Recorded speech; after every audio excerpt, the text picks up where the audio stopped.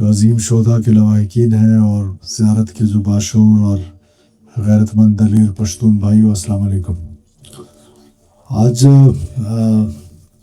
اس زیارت میں ہم ہمیشہ خوشی کے طور پہ آتے تھے، لیکن آج غم کی گھڑی جو ہے وہ ابھی تک ہمارے دل میں تازہ ہے۔ گو کہ کچھ وقت گزرا، ہمارے شہداء کو شہید ہوئے اور ان کی تدفین کی ہوئے، لیکن جو غم ہے وہ ہمیشہ تازہ رہتا ہے۔ لیکن جو سب سے خوبصورت بات اس میں یہ ہے کہ وہ اللہ تعالیٰ نے قرآن میں بڑا واضح جب فرما دیا ہے کہ آپ میں سے کوئی شہید ہوتا ہے تو اس کو مردہ مت کہو، وہ زندہ ہے اور اس کو رزق مل رہا ہے اور تمہیں اس کی سمجھ نہیں۔ بے شک ہم انسان کو اس کی سمجھ نہیں، اور میرے رب کو جو تمام چیزوں پہ قادر ہے، جو تمام چیزوں پہ مطلق ہے، اس کو بہتر پتہ ہے۔ اور اس نے جب قرآن میں کہہ دیا تو کوئی شک کی گنجائش ہمارے دل میں اتنی سی بھی نہیں ہے کہ وہ شہداء جنہوں نے اپنا مقدس خون اس پاک دھرتی کے لیے نبھایا دیا ہے، وہ اس وقت نہ صرف ہماری بات سن رہے ہوں گے بلکہ وہ زندہ جاوداں ہیں۔ اور میری اللہ تعالیٰ سے یہ دعا ہے اور میرا یقین ہے، کامل یقین ہے، تو وہ روز قیامت بھی رسول اللہ صلی اللہ علیہ وسلم کی شفاعت میں اٹھیں گے۔ اور یہی بات ہمارے لیے باعث فخر بھی ہے اور باعث افتخار بھی ہے کہ شاید ان شہداء کے طفیل، ان کے اہل خاندان تو یقیناً، لیکن ہم جیسے لوگ جن کے دل کی دھڑکن جو ہے وہ شہداء کے لواحقین کے ساتھ تھی، شہداء کے ساتھ تھی، شاید ان کی توسط سے ہماری بھی شفاعت ہو جائے، ہماری بھی بخشش ہو جائے۔ اور اللہ سے ہماری دعا ہے کہ ان شہداء کی نسبت سے ہی ہم کو ہمارے گناہ بخش دے اور ہمارے لیے جو راستہ چنا ہے تو نے اپنے انبیاء کے لیے، جو راستہ تو نے اپنے نیک لوگوں کے لیے چنا ہے، میں اس راستے پہ چلنے کی توفیق عطا فرمائے۔ مجھے دکھ کی گھڑی میں یہاں آپ کا صرف دکھ بانٹنے کے لیے آیا ہوں، کوئی تقریر کرنے نہیں آیا ہوں۔ میں وہ آدمی ہی نہیں ہوں کہ میں زیارت پہلے دن بھی آیا تھا، ظاہر ہے پہلے دن بھی آپ کا غم و غصہ جائز تھا، آج بھی یقیناً آپ کے دل میں غم بھی ہے، غصہ بھی ہے، آپ تکلیف میں بھی ہیں، آپ کے پیارے گئے ہیں۔ جس طریقے سے پھر ایک دھرنے کا ایپیسوڈ ہوا، آپ میں سے بہت سے حضرات وہ ہیں، وہ ورثہ ہیں جنہوں نے اپنے جو شہداء تھے ان کی تدفین کی، اور ان کے لیے بھی میں ان کا دلی طور پہ بہت شکر گزار ہوں کہ آپ نے ایک بہتر فیصلہ کیا۔ جو ہمارے عزیز دوست دھرنے میں گئے وہ بھی ہمارے شہداء تھے، وہ بھی ان کا غم و غصہ تھا، ان کا خواہش تھی، ان کو استعمال کیا گیا یا جو بھی تھا، اس کو بھی میں ناجائز بالکل نہیں سمجھتا ہوں، اس کو بھی میں ان کو بھی اپنا بھائی سمجھتا ہوں، وہ ہماری خاطر ہی شہید ہوئے ہیں۔ اللہ تعالیٰ ان کو بھی گھری کی رحمت کرے، اور وہ ہمیں ایسی عزیز ہیں۔ لیکن ظاہر ہے کہ پھر جو کچھ وہاں پر ہوا، اور جس کی سب سے بڑا مجھے دکھ ہے، جس کا میں ہر جگہ پہ اظہار کرتا ہوں اور آپ کے بڑی لوگوں کے سامنے بھی میں اس کا اظہار کرنا چاہتا ہوں کہ دیکھیے، زیارت وہ سرزمین ہے جہاں حضرت قائد اعظم محمد علی جناح رحمۃ اللہ علیہ نے اپنا آخری وقت گزارے، اپنے آخری ایام گزارے۔ اور یہ ہمارے لیے ایک اعزاز کی بات ہے کہ جنہوں نے پاکستان کی بنیاد رکھی، اور پاکستان کی بنیاد خالصتاً اسلام کے نام پہ رکھی گئی، اور ان کے جو بانی تھے وہ ہمارے پاس یہاں آ کر رہے۔ تو یہ تادم قیامت، یہ زیارت کے لوگوں کے لیے یہ ایک اعزاز کی بات تھی، اعزاز کی بات ہے اور اعزاز کی بات رہے گی۔ اب بدقسمتی ہماری یہ ہے کہ ایک طرف ہماری بلوچستان کی پولیس، فرنٹیئر کور بلوچستان، پاکستان کی افواج دن رات قربانی دے رہے ہیں۔ کل رات کو آپ کو پتہ ہے کہ ولی تنگی میں ایک واقعہ ہوا جس میں ہمارے 4 سے 5 لوگ شہید ہوئے، فرنٹیئر کور بلوچستان کی۔ اسی طرح کل ہی ایک واقعہ ہوا مصدوم سے آگے، وہاں پر ہمارے 3-4 جوان جو ہیں وہ شہید ہوئے، وہ بھی FC بلوچستان کے جوان تھے۔ اسی طرح پولیس کے ہمارے DSP صاحب رکھنی میں کوئی 3-4 دن پہلے، آپ سب لوگوں نے آج کل انٹرنیٹ کا زمانہ ہے، سنا ہوگا، شہید ہوئے۔ جب آپ وردی پہن لیتے ہیں، جب آپ یہ بائی چوائس یہ راستہ اختیار کر لیتے ہیں، تو پھر آپ کے پاس 2 صورتیں بچتی ہیں۔ ایک تو آپ خالد بن ولید کی طرح غازی ہو جاتے ہیں، اور اللہ جو ہے وہ غازیوں کی تعداد ہمیشہ شہداء سے زیادہ رکھتا ہے، اور دوسرا پھر آپ کو اللہ تعالیٰ اس عظیم درجے پہ پہنچا دیتا ہے جس کو ہم شہید کہتے ہیں۔ اور اللہ نے اس کی بشارت، جیسے میں نے پہلے آپ سے کہا کہ قرآن میں فرما دی تو اس پر تو پھر لکیر لگ گئی. اس کے علاوہ کوئی اگر اس کے علاوہ سوچتا ہے تو اس کی پھر اپنی سوچ ہے، اس کا میں کوئی علاج نہیں کر سکتا. تو اگر کوئی کوتاہی ہے، میں سمجھتا ہوں کہ اس واقعے کے حوالے سے، تو میں نے یہاں آتے ساتھ ہی پہلے دن اس کے لیے ایک انکوائری بٹھائی، اور اس انکوائری میں ان پشتون آفیسرز کو رکھا جو کہ جن کے ساتھ آپ بہت سارے آپ کے جو لواحقین بیٹھے ہوئے ہیں، جن کے بچے شہید ہوئے ہیں، بھائی شہید ہوئے ہیں، انہوں نے خود بھی ان کے ساتھ ڈیوٹیز کی ہیں، جس میں محمد علی کاکڑ صاحب تھے، فیصل شاہ صاحب تھے، اسی طرح آئی بی سے ایک افسر تھے، اشفاق صاحب ہمارے پولیس کے ایک ایسے افسر ہیں کہ شاید ان کو آج میں غلط کام کا کہوں تو شاید کیا کنفرم ہے میری بات بھی نہ سنیں. تو ایسا ہم نے ایک بہترین کمیٹی بنائی کہ وہ ایک ایک چیز کو ڈگ آؤٹ کرنا تھا اس نے، اور ایک ایک چیز کا معلوم کرنا تھا کہ کیا چیز واقعہ کس طرح ہوا ہے اور اس کے کیا عوامل تھے. لیکن ظاہر ہے لوگ دھرنے میں چلے گئے، پھر ایک مذاکرات کا سلسلہ شروع ہوا، پھر لواحقین سے زیادہ بات چیت جو ہے وہ اور معاملات پہ شروع ہو گئی. کوئی ایف سی پہ بات کرنے لگ گیا، کوئی کس پہ بات کرنے لگ گیا. ذرا امیجن کیجیے گا، ذرا سوچیے گا، وہ کہتے ہیں نا خو گرے ہم سے تھوڑا گلا بھی سن لے. میں آپ سے نہ کوئی گلا کر رہے ہوں نہ شکوہ کر رہے ہوں، اوور آل وہ باقی بلوچستان کی بات کر رہا ہوں کہ فرنٹیئر کور بلوچستان اگر کوئی چیک پوسٹ کہیں پہ لگاتی ہے ہماری حفاظت کے لیے، کوئی لکی مروت سے ہے، کوئی میوالی سے ہے، کوئی پنجاب سے ہے، کوئی سندھ سے ہے، کوئی کہاں سے ہے، کوئی اسی بلوچستان کی دھرتی کا ہے، تو ہم سارے فوراً اس منظم سازش کا حصہ بن کے اس کے خلاف نکل پڑتے ہیں کہ تم نے اپنی چیک پوسٹ یہاں پہ کیوں لگائی.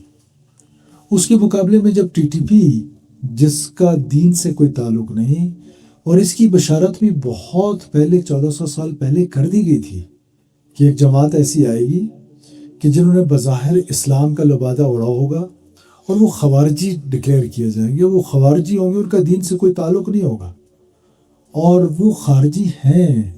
ان کا انداز جو ہے وہ جو دہشت گردی کا ہے، معصوم لوگوں کو اس بے دردی کے ساتھ قتل کرنا، یہ کہاں کا اسلام ہے؟ غزواؤں میں، جنگوں میں رسول اللہ صلی اللہ علیہ وسلم کے صحابیوں نے جنگیں دی.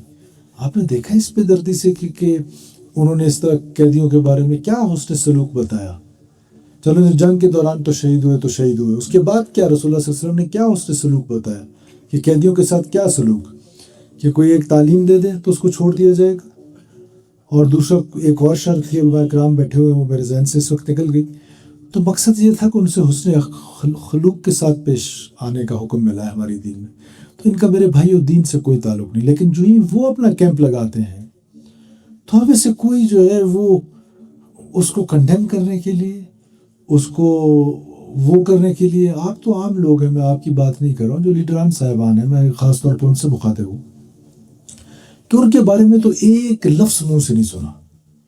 جس ظالم نے ہم کو شہید کیا، جس ظالم نے 32 گھر اجاڑے، جس ظالم نے 32 میری بہنوں کو بیوہ کیا، جنہوں نے 32 ماؤں کے آنسوں جو ہے وہ چھلکے، جن میں سے بزرگ والدین کی بے بسی، غم، ان کی شدت غم کا ذریعہ بنے، 7 دن کے دھرنے میں ان کا نام تک کسی نے نہیں لیا. کہہ دو ٹی ٹی پی اپنے منہ سے، کیا ہو جائے گا؟ زندگی موت تو اللہ کے ہاتھ میں ہے. کہہ دو بی ایل ایک، زندگی موت تو اللہ کے ہاتھ میں. اس نے نہیں لکھا ہو اگر میری موت اس سٹیج پہ یہاں لکھی ہوئی ہے، آپ میں سے کوئی مجھے نہیں بچا سکتا ہے. اگر میری نہیں لکھی ہوئی تو آپ میں سے کوئی مجھے مار نہیں سکتا ہے. تو جب اللہ تعالیٰ نے کہہ دیا کہ تمہارے رزق کا بندوبست میرے پاس ہے، تمہاری عزت اور ذلت یہ میرے ہاتھ میں ہے. دنیا ساری اکٹھی ہو کے کسی کو بے عزت کرنا چاہے اور میرا رب چاہے کہ میں نے اس کو عزتیں دینی ہے، کوئی اس کو بے عزت نہیں کر سکتا.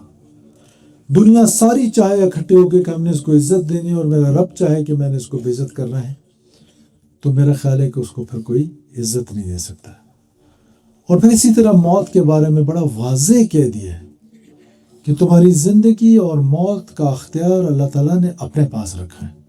اگر آج ہم دنیا والوں کے پاس رکھا ہوتا تو شاید میں آپ کے سامنے نہ کھڑا ہوتا. تو لہٰذا شہداء ہمارے ماتھے کا جھومر ہے، شہداء ہماری عزت ہے.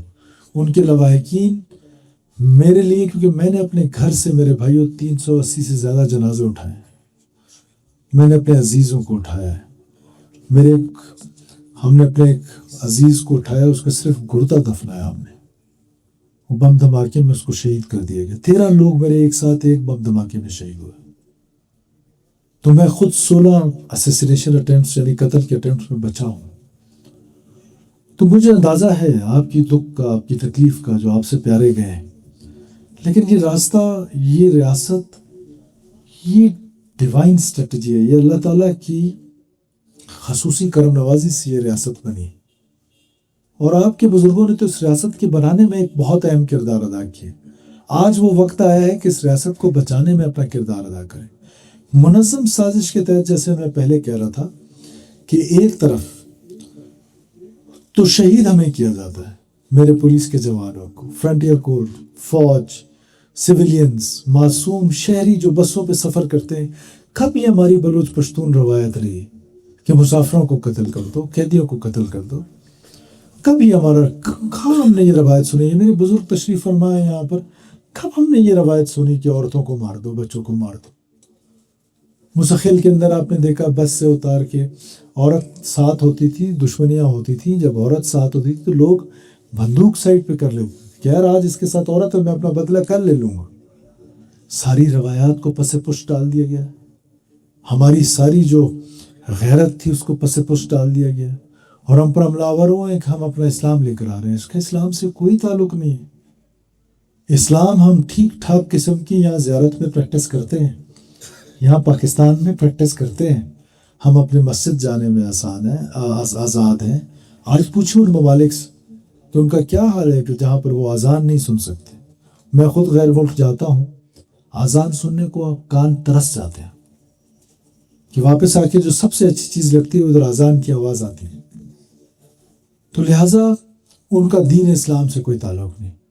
پھر تھوڑا سا آگے چلیں, یہ جو بلوچیت کے نام پہ کریں ان کا بلوچوں سے کوئی تعلق نہیں. کب کسی پشتون کو اس بنیاد پہ قتل کیا کہ تم پر پٹھان ہے؟ بھائی آنے دینا, کیا ہوا ہے FC والے سیکورٹی بھائی, پلیز کیا ہو گیا؟ ہمارا مجاہد ہے, ہمارا ساتھی, آ جاؤ بیٹا, جدھر مرضی کھڑے ہونا کھڑے, آ جاؤ میرا شیر ہو تم. اس کے بعد اب وہ سازش کیا ہے؟ وہ سازش کیا ہے کہ ایک طرف تو ہمارے لوگوں کو شہید کیا جاتا ہے, دوسری طرف پر الزام. یہ بہت سوچنے کی بات ہے. خدا را اس پر بہت غور و فکر کریں, بہت غور و فکر کریں. آپ کو ہر طریقے کے پروپیگنڈا ٹول سے اس طرح متاثر کرنے کی کوشش کی گئی ہے یا ذہن سازی کی کوشش کی گئی. الزام بھی ریاست اور ریاستی اداروں پہ لگا دو. وہ ہندوستان جو سن 47 سے آج تک پاکستان کے وجود کو ماننے کو تیار نہیں ہے, اس کی سازش, اس کی ارماں پہ اس طرح کا بیانیہ بنانا کہ قتل بھی میں ہوں اور میں قاتل کا نام لیے بغیر جو میرا محافظ ہے میں اس کا نام لینا شروع کر دوں کہ اس نے مجھے مارا ہے یا اس کی وجہ سے میں مرا. سستی ہوئی ہوگی, کاہلی ہوئی ہوگی, غلطی ہوئی ہوگی, اس کا ادراک کریں گے, اس میں شہداء کو ساتھ رکھیں گے, ان کے لواحقین کو ساتھ رکھیں گے کہ وہ آئیں اور ہمارے اس قانون کا حصہ بنے, کہ جو ہم نے کمیشن قائم کیا اس کا حصہ بنے, اور آ کر سارے لوگ مل کے اپنی غلطیوں, اپنی کوتاہیوں کا ادراک کرتے ہوئے آئندہ اس کو نہ دہرانے کی قسم کھا لیں, آئندہ اس کو نہ دہرانے کا تہیہ کر لیں اگر کوئی غلطی ہوئی ہے تو. تو لہٰذا ایک تو میں آپ کا بڑا شکر گزار ہوں کہ خاص طور پہ ان لوگوں کا جنہوں نے صبر کا دامن ساتھ لیا, جنہوں نے اپنے شہداء کی باعزت فوری تدفین کی, اور ان کا بھی شکر گزار ہوں. آج ان میں سے لوگ کچھ بیٹھے ہوئے ہیں, کچھ نہیں بھی آئے ہیں, کچھ آج بھی غم و غصے میں ہیں. میرے بھائی, میں تو وہ آدمیوں کہ میں خود دھرنے میں چل کے زیارت کراس میں ان کے پاس گیا. میں نے کہا آپ نے مجھے گالی دینی ہے یا آپ کی مرضی. ہم روایتوں کے امین لوگ تھے بلوچ پشتون. سیالگیری ویسے نہیں ہوتی جیسے سیالگیری کی گئی ہے. سیالگیری میں تو ہم نے لوگوں کو عزتیں دی ہیں. بد سے بدترین دشمن کے لیے بھی دروازے کبھی بند نہیں ہوئے. لیکن یہاں پر سیالگیری کی جو مثالیں ہیں میں نہیں دینا چاہتا ہوں, لیکن تاریخ تو ضرور لکھے گی, تاریخ تو ضرور لکھے گی, اور تاریخ اچھا نہیں لکھے گی کہ جو سیال آدمی آتا ہے اس کے ساتھ سیالگیری کیسے کرتا ہے. میرے لورلائی کے اندر میرا ایک ایکسیڈنٹ ہوا. ایک ٹرک کے ساتھ 6 ساتھی میرے شہید ہوئے. ایک پشتون ڈرائیور تھا اس کا. اسی سڑک پہ میرے ساتھ 6 ساتھی تھے اور 6 میرے سب سے قریبی دلی عزیز تھے. ان میں سے 1-2 کے بھائی بھی شاید جہاں میرے ساتھ ہوں گے آج بھی میرے ساتھ گھر میں ہیں. اس سڑک کے اوپر میں نے اس کو معاف کر دیا. بھائی میری تمہاری کوئی دشمنی تو نہیں تھی. سیلگیری تو اس کو کہتے ہیں کہ تم سیال آدمی ہو. پولیس آئی اس کو گرفتار کر لیں. میں سینیٹر تھا. میں نے کہا بھائی تم اس کو کیوں گرفتار کرتے ہو؟ اس سے میری کیا دشمنی تھی؟ حادثہ ہے، سڑک ہے. سیلگیری تو اس کو کہتے ہیں. وہاں غصے میں تو میں بھی تھا کہ میرے 6 جوان، میں پورے قافلے کے ساتھ جا رہا تھا، اکیلا کھڑا تھا سڑک پہ. تو میں نے کہا بھائی اس کو ادھر ہی معاف کیا میں نے، اسی جگہ پر. پھر بعد میں وہ میرے گھر آئے، وہاں پر شہداء کے وارثین کے پاس فاتح کے لیے آئے، کچھ پیسے لے کر آئے. ہم نے کہا بابا ہم نے آپ کو معاف کیا، فی سبیل اللہ معاف کیا، کوئی پیسے ویسے نہیں چاہیے. اللہ آپ کو بس غلطی ہوگی، آپ حادثہ ہو گیا. لہٰذا میری آپ سے پھر گزارش ہے کہ ان سازشوں کا حصہ نہ بنیں.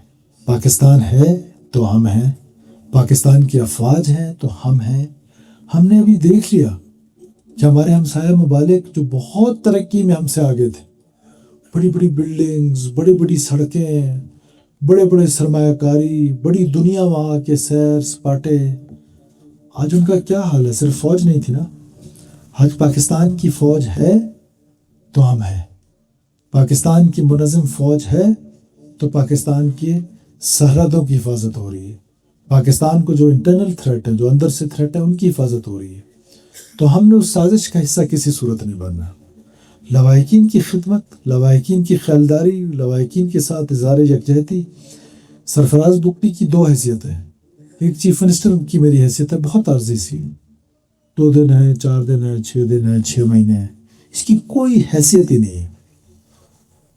ایک میری قبائلی حیثیت ہے. میں آپ سے وعدہ کرتا ہوں کہ جو میری قبائلی حیثیت ہے اس سے تو رہنا ہے، جو غریبی ہے، اچھی ہے، بری ہے. اسی زیارت میں نے پھر بھی آنا ہے، بار بار آپ کے پاس آنا ہے. تو اس حیثیت کے مطابق میں اپنے ان شہداء کے ساتھ ایسے کھڑا رہوں گا جیسے ان کے سکے بھائی کھڑے ہوتے ہیں، لواحقین کے ساتھ جو میری غریبی ہے. ہم نے فیصلہ کیا ہے کہ ہم شہداء کے جو بچے ہیں ان کے لیے ہم ایجوکیشن کا انتظام کریں گے. ان کی تنخواہ جاری ساری رہے گی جب تک 60 سال کی عمر تک وہ نہیں پہنچیں گے. ان کے بچوں کو ملک کے اعلیٰ ترین تعلیمی اداروں میں تعلیم دلائیں گے. جہاں لواحقین چاہیں گے وہاں تعلیم دلائیں گے. ان کی کفالت کریں گے. ان کی میڈیکل فیسلٹیز فیملی کی ساری ہم اٹھائیں گے. 16 سال کی تعلیم آپ کے بچوں کی ہماری ذمہ داری ہے کہ 16 سال تک ان شہداء کے بچوں کو ہم ان کالجز میں پڑھائیں گے. جیسے میں خود لارنس کالج میں پڑھا، وہاں پہ پڑھائیں گے. HSM کالج میں، صادق پبلک اسکول، کوئٹہ کے اسکولوں میں، جہاں ہمیں اچھا اسکول مل گیا. زیارت میں آپ کا اجرا بڑا اچھا اسکول ہے، ریزیڈینشیل کالجز ہے. حکومت سرکار 16 سال وہ ڈاکٹر بننا چاہیں، انجینئر بننا چاہیں، پائلٹ بننا چاہیں، لائر بننا چاہیں، جو وہ فیلڈ چننا چاہتا ہے، ہم 16 سال تک ان بچوں کی تعلیم کی کفالت برداشت کریں. اور ہر شہید کے گھر میں ایک نوکری جو کہ سرکار کی طرف سے وہ انشاءاللہ تعالیٰ دیں گے. اور اس کے علاوہ بھی کچھ چیزیں ایسی ہیں جو میں یہاں اسٹیج پہ کیمراز کے سامنے نہیں کہنا چاہتا، لیکن فرق ہے. تو اس فرق کو بھی ہم ضرور اپنے ذہن میں رکھیں گے. میں زیادہ اس کی تفصیل میں بالکل نہیں جاؤں گا، آپ خود سمجھدار رہوں گے. تو میں آخر میں ایک بار پھر آج لوگوں میں دمر صاحب کا یہ تذکرہ کرنا ضرور سمجھتا ہوں کہ جس دن یہ واقعہ ہوا، جس دن یہ واقعہ ہو رہا تھا، صبح مجھے پہلی کال ان کی آئی اور انہوں نے کہا کہ 20 صاحب سانحہ ہونے والے ہیں. تو میں نے بھی ادھر ٹیلی فون کرنا شروع کیا عائشہ صاحب کو. ادھر تو شروع میں اطلاع تھی کہ کم ہے، پھر بڑھتا گیا، پھر یہ ہوا، پھر وہ ہوا. وہ ساری کچھ کمیشن میں آ جائیں گی، ادھر بتانا مناسب نہیں. لیکن مجھے کیا لینے دیجیے کہ حاجی صاحب مجھ سے ہر آدھے گھنٹے بعد وہ مجھے ٹیلی فون کرتے رہے کہ میر صاحب حالات ٹھیک نہیں ہیں. پھر میں اپنے لوگوں سے پوچھتا تھا، پھر کہتے تھے کہ سر ہم ری انفورسمنٹ بھیج رہے ہیں، یہ کر رہے ہیں، وہ کر رہے ہیں. وہ کمیشن میں ساری چیزیں سامنے آ جائیں گی.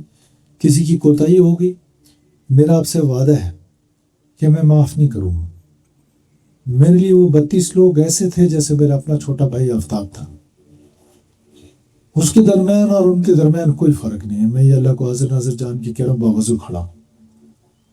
میں کسی صورت میں، اور یہی میرے آئی جی صاحب بیٹھے ہوئے ہیں، ان کی بھی یہی سوچ ہے جو میں کہہ رہا ہوں، کہ یہ نہیں ہوگا کہ ہم اپنے کسی افسر کو بچانے کی کوشش کریں گے کہ اس کی کوتاہی جس ایس پی کی تھی اس کو پہلے دن ہم نے سسپینڈ کر دیا. کہ واقعہ صبح 9 بجے ہوتا ہے، تم 8 بجے کچھ موڑ پہ پہنچتا ہے، تم ادھر کیا کر رہا تھا؟ واقعہ صبح کے، تم 8 بجے رات کو کچھ موڑ پہنچ رہے، تمہارے لوگ ادھر لڑ رہے ہیں، بڑھ رہے ہیں، شہید ہو رہے ہیں، اور تم زیارت میں بیٹھا ہوا ٹھنڈے موسم میں. تو پہلے دن میں جب یہاں آیا میں نے اس کو سسپینڈ کیا، اور اس کو میں چھوڑوں گا نہیں. وہ اپنے اس تک پہنچے گا، وہ انکوائری اس کے خلاف شروع ہے. وہ اگر میں رہا تو انشاءاللہ تعالیٰ وہ آپ دیکھیں گے، میں جو بات کہتا ہوں میں پوری کرتا ہوں.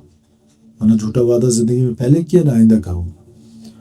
تو میں آپ کا ایک بار پھر بہت دلی طور پہ تعزیت کا اظہار کرتا ہوں لوائقین کے ساتھ، جتنے بھی ورثاء کے یہاں پر بیٹھے ہوئے، اہل علاقہ کے ساتھ تعزیت کا اظہار کرتا ہوں. جو لوگ یہاں پر موجود نہیں ہیں وہ بھی میری آنکھیں ہیں. جو شہداء کے لوائقین آج یہاں پہ نہیں آئے وہ بھی میرے دل کے ٹکڑے ہیں. میرے لیے ان کے لیے بھی دل میں اتنی ہی احترام ہے جتنی مرضی اسٹیج پہ چڑھ کے جو مرضی کیا دیں. اگر ایک بندہ غصے میں کسی کو کہتا ہے تو بڑا وہی ہوتا ہے کہ بڑا تو درگزر کرتا ہے. میں تو ان کو بھی اپنا ایسے ہی بھائی سمجھتا ہوں. ان کے دل میں کیا ہے کیا نہیں ہے وہ ان کا دل رب میں جانتا ہے. تو میں ایک بار پھر دلی تعزیت کے ساتھ، آپ کوئٹہ بھی تشریف لائے تھے فاتحہ لینے کے لیے. مجھے کہا میرے منسٹر صاحبان نے کہ جی وہ کوئٹہ آ گئے تو یہیں چلتے ہیں. میں نے کہا نہیں، میں زیارت جاؤں گا. پھر میری یہ بھی خواہش تھی کہ میں ایک ایک گھر میں خود جاؤں، لیکن مجھے دوبر صاحب نے روکا. انہوں نے کہا کہ آپ سی ایم ہیں، آپ کی اپنی زندگی کو، ابھی بھی کل پرسوں بھی کچھ ایسے واقعات ہوئے کہ آپ کی اپنی زندگی کو بہت شدید خطرات ہیں. میں نے کہا کہ میں خطرات سے تو بچپن سے کھیلتا ہوں اور مجھے موت سے ڈر نہیں لگتا ہے. تو لیکن انہوں نے مجھے کہا کہ نہیں، ہم زیارت والے یہ بوجھ نہیں اٹھا سکتے کہ ہم آپ کو گھر گھر پہ لے کے جائیں. تو اب میں سب لوائقین کو ایک جگہ اکٹھے کروں گا، آپ زیارت آ جائیں. فرض تو یہ بنتا تھا کہ میں آپ کے گھر پہ آتا. اس معذرت کو میری قبول فرما لیں. مجھے آپ کے گھروں میں آنا تھا، ایک ایک گھر میں جانا تھا، آپ کے چٹائی پہ بیٹھنا تھا، آپ کی وہ چائے کی پیالی پینی تھی. اچھی تھی بری تھی، وہ میرے لیے سب سے اچھی تھی.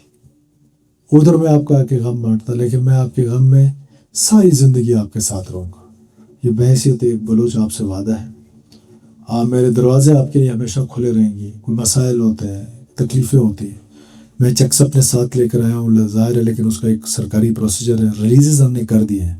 آپ کے نام کے پیسے آ گئے شہداء کے لوائقین کے، جس میں کتنی کمپنسیشن ہے؟ 1 کروڑ 10 لاکھ روپے اس کی کمپنسیشن ہے. اور لیکن وہ یہ ہے کہ آپ نے ایک سکسیشن سرٹیفکیٹ دینا ہوتا ہے قانون میں کہ اس کا وارث کون ہے. اس کے بھائی کو ملنے ہیں، بیوہ کو ملنے ہیں، بچے کو ملنے ہیں، بچوں کے اکاؤنٹ میں جانے ہیں. اس کا ایک پروسیجر ہے. ریلیزز میرے پاس ہیں، وہ ڈی پی او صاحب آپ کو تھوڑی دیر میں دے دیں گے. اور میں خود میں اپنے ہاتھ سے دے دیتا ہوں. اور میں انشاءاللہ تعالیٰ کبھی کوئی مسئلہ ہوا، وزیر اعلیٰ ہاؤس ہو چاہے میرا وہ بیکڑ والا گھر ہو، وہ دروازے آپ کے لیے ایسے کھلے ہوئے جیسے آپ اپنے گھر میں جا رہے ہیں. رات 3 بجے آ کے میرا دروازہ کھٹکھٹانا، میں آپ کے لیے حاضر ہوں گا انشاءاللہ تعالیٰ. اللہ تمام لوگوں کو صبر جمیل عطا فرمائے. اور شہداء کے طفیل وہ تو یقیناً اس وقت جنت میں ہوں گے. وہ یقیناً اس وقت رسول اللہ صلی اللہ علیہ وسلم کے ساتھ بیٹھے ہوئے ہوں گے. وہ یقیناً اس وقت حسن حسین کے ساتھ بیٹھے ہوں گے. وہ یقیناً اس وقت سیدنا ابو بکر کے ساتھ، سیدنا امیر حمزہ کے ساتھ ہوں گے، سیدنا علی کے ساتھ ہوں گے، سیدنا عمر کے ساتھ ہوں گے، اور حوض کوثر پی گئے ہوں گے. ہم اس دنیا میں رہ گئے امتحانوں کے لیے. اللہ تعالیٰ ان کی شفاعت سے، ان کی قربانی کی برکت سے ہماری شفاعت فرمائے، اور ہمیں یہ توفیق دے کہ ہم اس ملک کی خدمت کرنے میں کوئی کسر نہ چھوڑے. پاکستان ہمیشہ زندہ باد.